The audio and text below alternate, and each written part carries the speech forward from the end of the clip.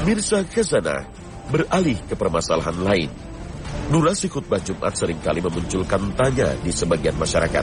Mengingat tak sedikit di masjid-masjid saat khatib menyampaikan khutbahnya, durasinya panjang, sehingga membuat resah jamaah sholat. Apalagi di perkotaan yang rata-rata jamaahnya bekerja, maka durasi panjang cukup memberatkan jamaah. Sementara sholat Jumatnya durasinya jauh lebih pendek dari durasi khutbahnya. Sebenarnya, adakah aturan syariat yang membatasi atau mengatur durasi khutbah Jumat? Apakah memang seorang khatib dianjurkan berkhutbah dengan durasi yang panjang dan memendekkan sholatnya? Khutbah merupakan salah satu pembeda antara sholat Jumat dengan sholat wajib lainnya. Dan kedudukan khutbah ini menurut para ulama merupakan syarat sahnya sholat Jumat.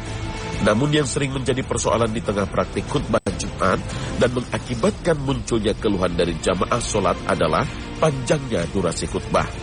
Khutbah yang terlalu panjang cukup memberatkan para jamaah serta membuat jamaah jenuh dan resah. Maka tak heran jika sebagian besar jamaah justru tidak mengingat isi khutbah yang telah disampaikan khatib. Tentu ini bukan merupakan tujuan dari khutbah, karena seorang khatib seharusnya bisa menyampaikan pesan yang mudah diingat oleh jamaahnya, sehingga bisa memberi pengaruh positif bahkan setelah mereka meninggalkan masjid. Syekh Mansur bin Hasan Al-Salman menyebutkan beberapa kesalahan khatib Jumat, salah satunya memanjangkan khutbah dan memendekkan sholat. Padahal Nabi SAW menganjurkan sebaliknya, yaitu memendekkan khutbah dan memanjangkan sholat. Bahkan hal ini menjadi tanda kedalaman pemahaman agama seseorang. Dan inilah yang kemudian diamalkan para sahabat Nabi radhiyallahu anhum dalam menyampaikan khutbah Jumat. Abu Wa'il berkata, Ammar pernah berkhutbah di hadapan kami, lalu dia menyampaikan isi khutbahnya dengan singkat. Tatkala beliau turun dari mimbar, kami mengatakan, "Wahai Abu Yaqzan, sungguh engkau telah berkhutbah begitu singkat, cobalah memperlama sedikit." Kemudian Ammar menjawab, "Aku mendengar Rasulullah SAW bersabda, sesungguhnya panjang sholat seseorang dan khutbahnya yang pendek merupakan tanda kefakihannya. Maka panjangkanlah sholat dan persingkatlah khutbah. Sesungguhnya sebagian dari kata-kata itu bisa menyihir." Hadis riwayat Muslim. Pendeknya khutbah menjadi tanda kedalaman pengetahuan dan ilmu seseorang. Karena seorang yang faqih dan dalam ilmunya adalah yang mampu menyampaikan berbagai hakikat makna dalam kalimat yang ringkas, padat dan jelas, sehingga mudah dipahami oleh semua tingkatan manusia, tidak menggunakan istilah yang rumit. Nabi SAW sendiri ketika memberi khutbah Jumat tidak bertele-tele. Beliau tidak memperpanjang khutbahnya, malah menyampaikan kalimat yang ringan-ringan saja.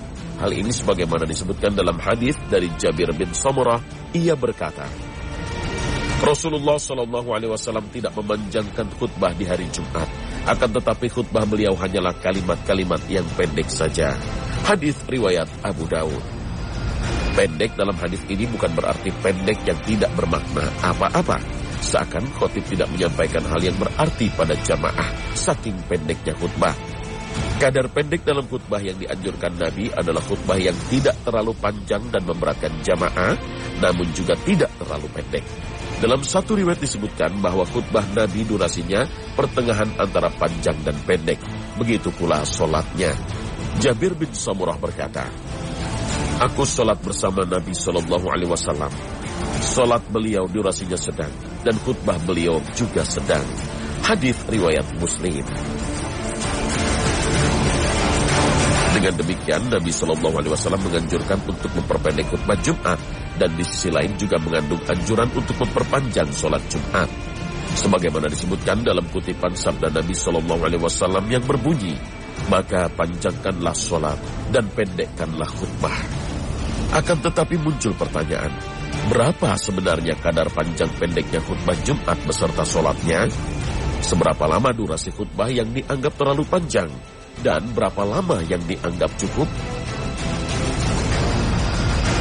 Dalam mazhab Hanafi disebutkan bahwa minimal khutbah Jumat adalah zikrullah atau mengingat Allah.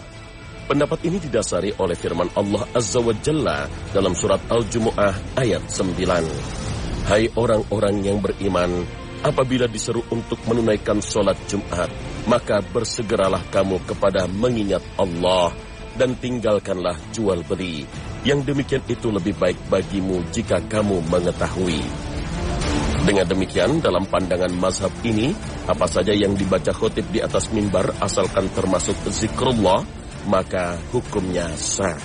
Dan zikrullah itu diantaranya mengucap hamdalah, tasbih, dan tahlil. Sementara itu, Ibnu Al-Jauzi dari mazhab Maliki berpendapat bahwa khutbah Jumat adalah setidaknya orang Arab menyebutnya sebagai khutbah, meskipun hanya 2 kalimat, seperti seruan untuk bertakwa kepada Allah dan menjauhi larangannya. Namun, Ibnu Arabi yang juga dari mazhab Maliki memiliki pandangan yang sedikit berbeda. Menurutnya, khutbah Jumat adalah minimal membaca hamdalah, bersolawat kepada Nabi, tahzir, mengingatkan, dan tabsyir, memberi kabar gembira, serta membaca beberapa petikan ayat Al-Quran. Adapun dalam mazhab Syafi'i, khutbah Jumat setidaknya mencakup 5 rukun, yang apabila salah satu rukun tersebut ditinggalkan, maka sholat Jumatnya tidak sah.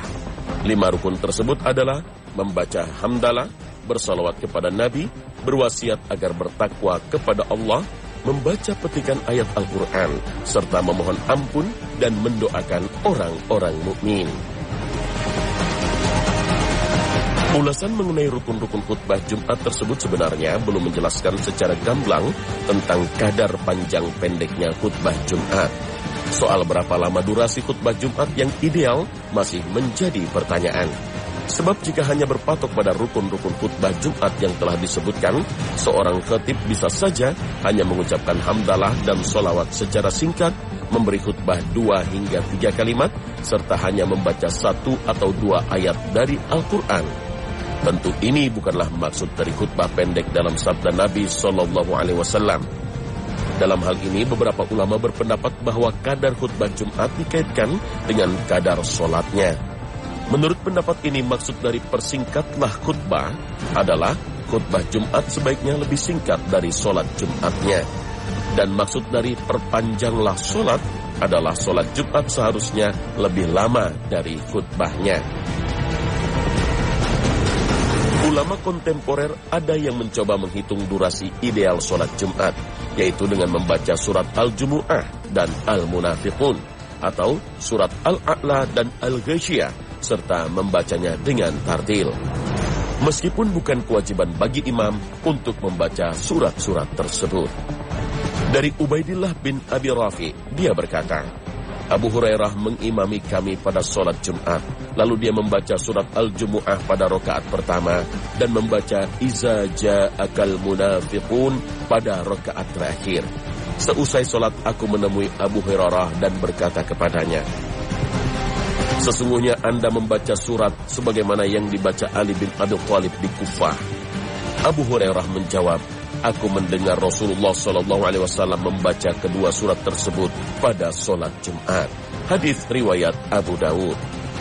Imam Muslim juga meriwayatkan sebuah hadis Nabi SAW bahwa Rasulullah SAW dalam sholat 2 hari raya dan sholat Jumat membaca Sabbihisma Rabbikal A'la dan Hal ataka hadithul ghasyiyah. Hadis riwayat Muslim. Dengan demikian, jika seorang imam membaca 2 dari 4 surat tersebut dalam sholat Jumat, serta membacanya dengan tartil, maka akan memakan waktu sekitar 15 hingga 20 menit untuk total 2 rakaat. Dengan begitu, berdasarkan pendapat yang mengatakan bahwa khutbah Jumat hendaknya tidak lebih panjang dari sholatnya, maka kadar khutbah yang dianjurkan adalah yang berdurasi maksimal 15 hingga 20 menit juga. Nah, pemirsa, jangan kemana-mana, Khazanah akan kembali sesaat lagi.